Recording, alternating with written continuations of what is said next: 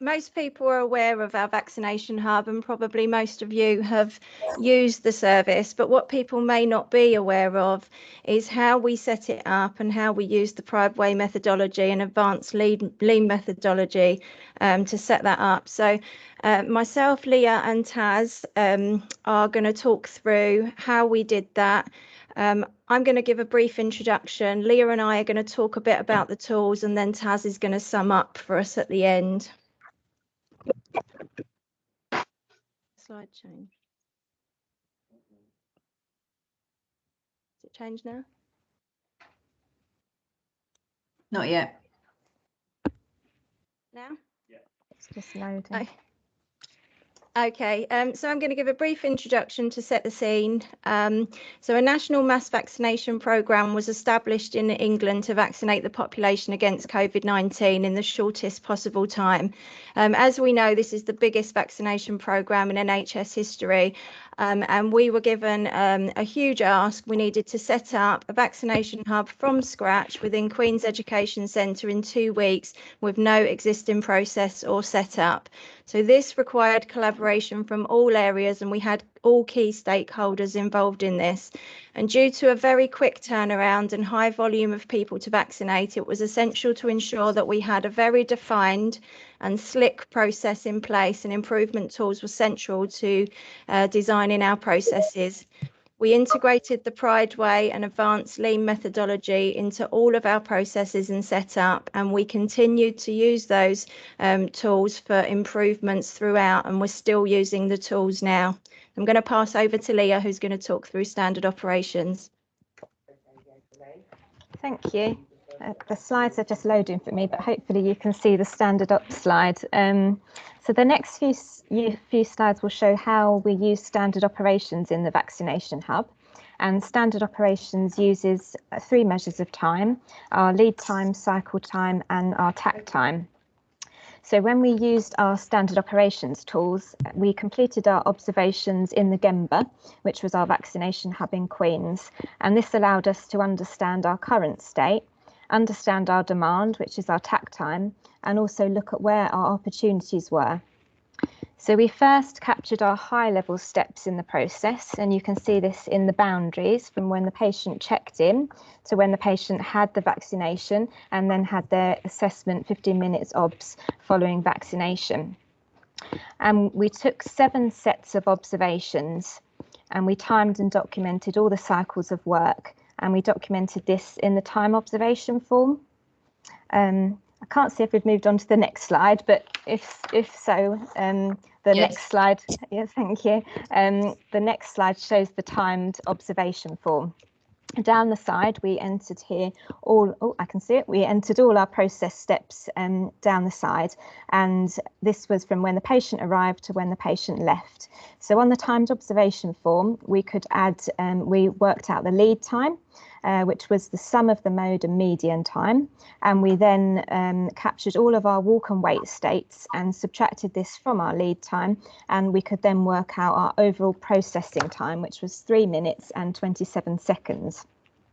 The timed observation form allowed us to work out our tack time, which is our demand. So with an hour time overall and a demand of 30 patients coming through the vaccination hub per hour, we could work out that our tack time, the pace at which we needed to complete the service to meet customer demand, was 2 minutes, having 1 patient through the vaccination hub in the 2-minute tack time.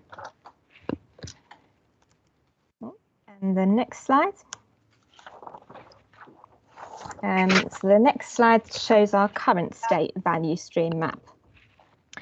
So with the value stream map, using our timed observation form, we could complete our current state, and the value stream helped us to depict current state observations and highlighted to us the areas of waste and any areas of improvement. And we could depict these in our Kaizen bursts, which you can see on the value stream map, and this shows our areas of opportunity.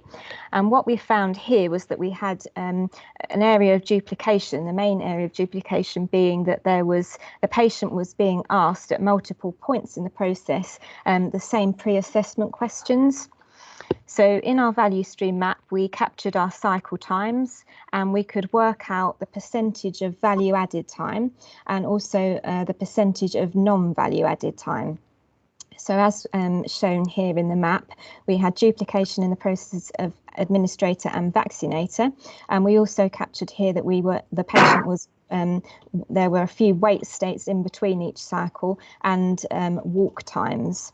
So in terms of value added, we worked out at current state there was 58% value added and 42% of non-value added, which is essentially waste. The future state map, the future state map was how we could envision creating a waste-free and smooth process. So in steps 1 and 3, we removed duplication of asking the patient the pre-assessment questions. And this reduced our overall lead time by 90 seconds overall, which went from 257 seconds down to 167 seconds by removing duplication in those 3 areas of when patient was arriving at the vaccination centre and being asked the assessment questions again and following registration. And we also looked at making the process further waste-free through implementation of standard work and visual controls. And the next slide. So we then had looked at setup reduction in the process, and we listed all of our process steps, and we found that in steps 4 and 5, where the patient was given the form with the pre-assessment questions and then had to complete the form again manually, we looked at how could we convert those steps and carry them out in advance, and this would convert our internal setup to external setup. So we externalised steps 4 and 5 in the process by offering the patients the opportunity to complete their form online beforehand, and this removed the internal setup. And we also introduced the nurses using iPads for the form, and they also used the iPads to get patient consent. This removed duplication in the process and also avoided later on in the process the manual entering of forms and uploading of patient consent. So moving forward, we aim to improve external setup further by ensuring all the data was correct and that all the forms were ready in time for the patient appointments. And the remaining internal setup was further improved through training and daily huddles to reinforce standard work and also resolve any issues from the previous day. And I think the next slide's on to mistake proofing for Claire.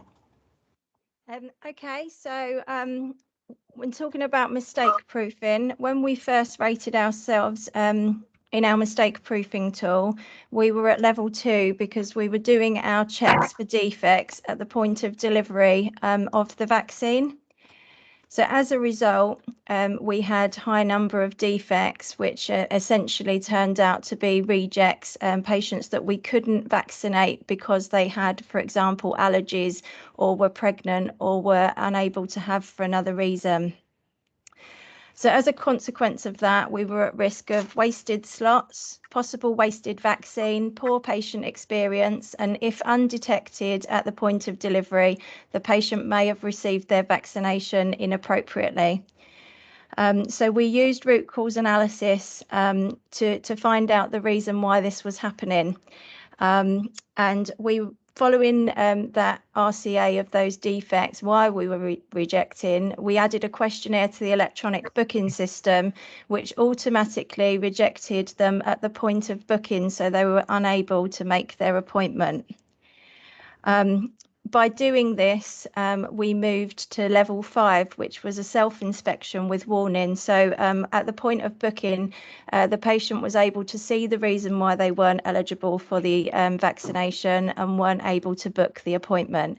So the outcome of that is that the daily defect rate reduced from 45 to 11, which was a 9% improvement. So I'm now going to pass over to Taz, who's going to talk through some of our successes and to summarise. Thank you. Thanks both. Hi. Yeah, so some of our successes were that we introduced the rapid implementation of the vaccination hubs. with the collaboration with all the key stakeholders, and the Prideway methodology was used throughout. The hospital hub in Queens opened middle of December and closed on the 21st of May. King George's opened from the 27th of Jan, and then we converted to a mass vac centre on the 22nd of March. We've also been out and done mobile visits into care homes to encourage the uptake there.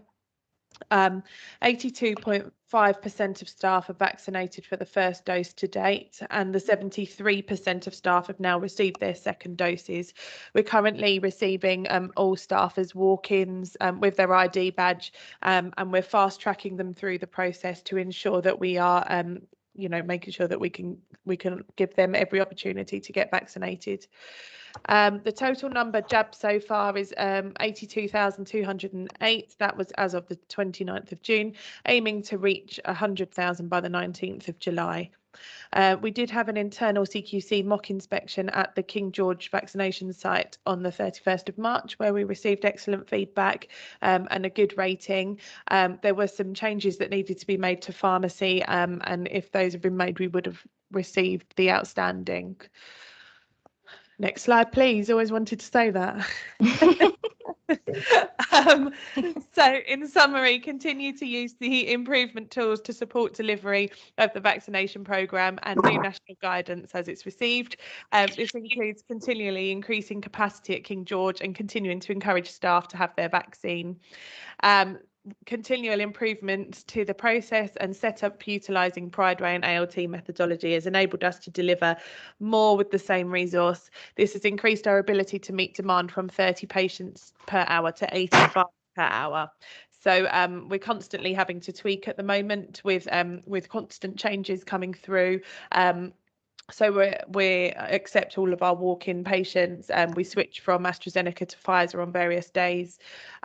But yeah, as the weeks go on, there's more and more asks from North East London and national, and we continue to make the changes. So thank you.